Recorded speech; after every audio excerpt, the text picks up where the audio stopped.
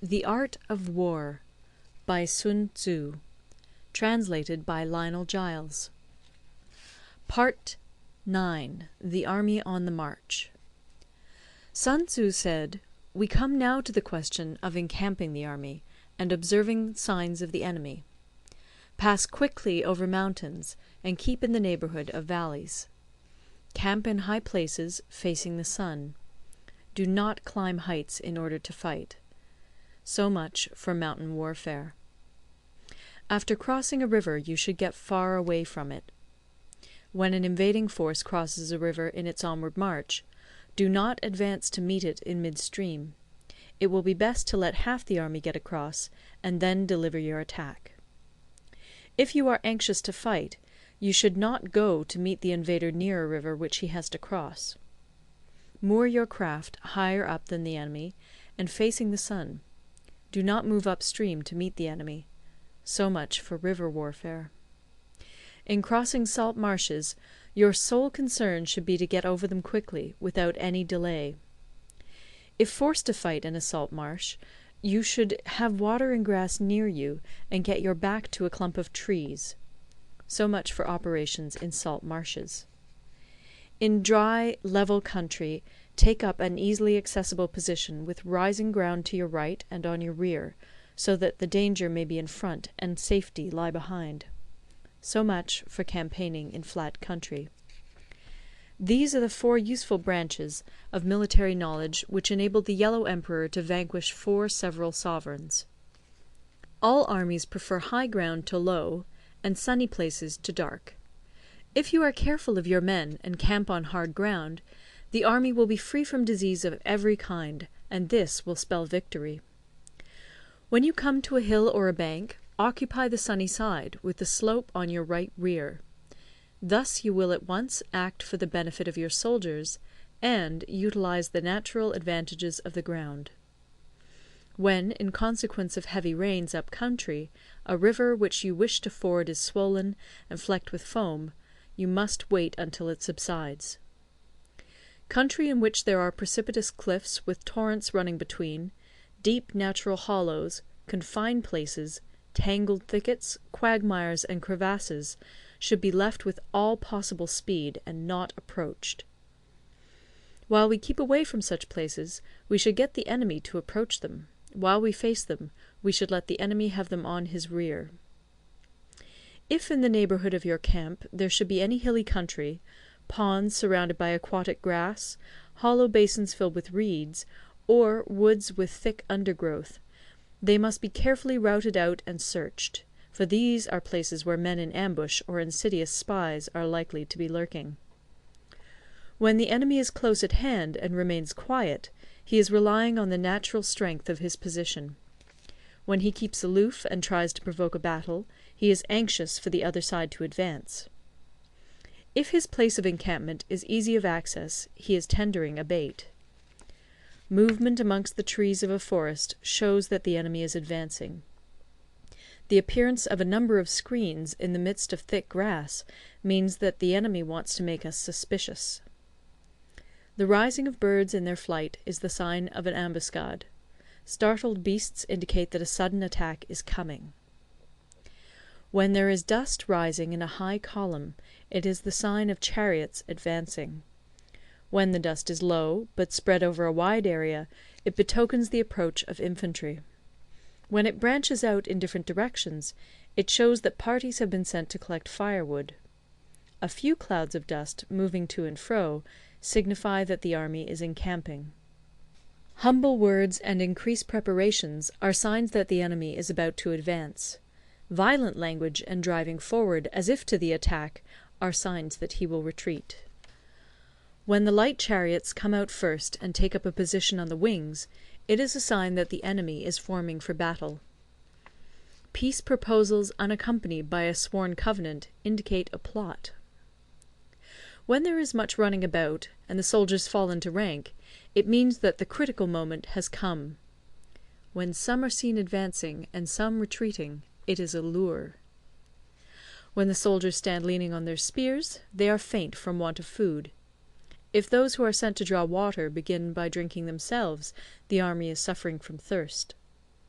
If the enemy sees an advantage to be gained and makes no effort to secure it, the soldiers are exhausted. If birds gather on any spot, it is unoccupied. Clamour by night betokens nervousness. If there is a disturbance in the camp, the general's authority is weak. If the banners and flags are shifted about, sedition is afoot. If the officers are angry, it means that the men are weary. When an army feeds its horses with grain and kills its cattle for food, and when the men do not hang their cooking pots over the campfires, showing that they will not return to their tents, you may know that they are determined to fight to the death. The sight of men whispering together in small knots, or speaking in subdued tones, points to disaffection amongst the rank and file. Too frequent rewards signify that the enemy is at the end of his resources. Too many punishments betray a condition of dire distress. To begin by bluster, but afterwards to take fright at the enemy's numbers, shows a supreme lack of intelligence. When envoys are sent with compliments in their mouths, it is a sign that the enemy wishes for a truce. If the enemy's troops march up angrily and remain facing ours for a long time without either joining battle or taking themselves off again, the situation is one that demands great vigilance and circumspection. If our troops are no more in number than the enemy, that is amply sufficient. It only means that no direct attack can be made. What we can do is simply to concentrate all our available strength, keep a close watch on the enemy, and obtain reinforcements. He who exercises no forethought, but makes light of his opponents, is sure to be captured by them. If soldiers are punished before they have grown attached to you, they will not prove submissive. And, unless submissive, they will be practically useless.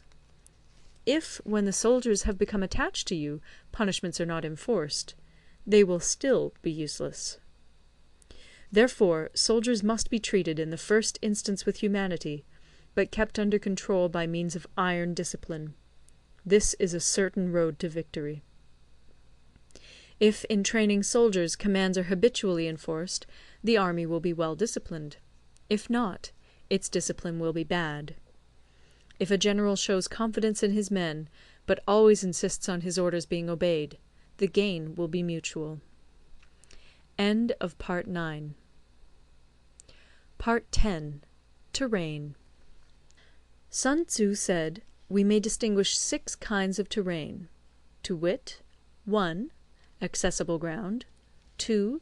Entangling ground, 3. Temporizing ground, 4. Narrow passes, 5. Precipitous heights, 6. Positions at a great distance from the enemy. Ground which can be freely traversed by both sides is called accessible. With regard to ground of this nature, be before the enemy in occupying the raised and sunny spots, and carefully guard your line of supplies. Then you will be able to fight with advantage. Ground which can be abandoned but is hard to reoccupy is called entangling. From a position of this sort, if the enemy is unprepared, you may sally forth and defeat him. But if the enemy is prepared for your coming, and you fail to defeat him, then, return being impossible, disaster will ensue. When the position is such that neither side will gain by making the first move, it is called temporizing ground. In a position of this sort, even though the enemy should offer us an attractive bait, it will be advisable not to stir forth, but rather to retreat, thus enticing the enemy in his turn. Then, when part of his army has come out, we may deliver our attack with advantage. With regard to narrow passes, if you can occupy them first, let them be strongly garrisoned and await the advent of the enemy. Should the army forestall you in occupying a pass, do not go after him if the pass is fully garrisoned, but only if it is weakly garrisoned. With regard to precipitous heights, if you are beforehand with your adversary, you should occupy the raised and sunny spots, and there wait for him to come up. If the enemy has occupied them before you, do not follow him, but retreat, and try to entice him away. If you are situated at a great distance from the enemy, and the strength of the two armies is equal, it is not easy to provoke a battle, and fighting will be to your disadvantage. These 6 are the principles connected with earth. The general who's attained a responsible post must be careful to study them. Now, an army is exposed to 6 several calamities, not arising from natural causes, but from faults for which the general is responsible. These are 1. Flight, 2. Insubordination, 3. Collapse, 4. Ruin, 5. Disorganization, 6. Rout. Other conditions being equal, if one force is hurled against another 10 times its size, the result will be the flight of the former. When the common soldiers are too strong and their officers too weak, the result is insubordination. When the officers are too strong and the common soldiers too weak, the result is collapse. When the higher officers are angry and insubordinate, and on meeting the enemy give battle on their own account from a feeling of resentment, before the commander-in-chief can tell whether or not he is in a position to fight, the result is ruin. When the general is weak and without authority, when his orders are not clear and distinct, when there are no fixed duties assigned to officers and men, and the ranks are formed in a slovenly, haphazard manner, the result is utter disorganization. When a general, unable to estimate the enemy's strength, allows an inferior force to engage a larger one, or hurls a weak detachment against a powerful one, and neglects to place picked soldiers in the front rank, the result must be rout. These are 6 ways of courting defeat, which must be carefully noted by the general who has attained a responsible post.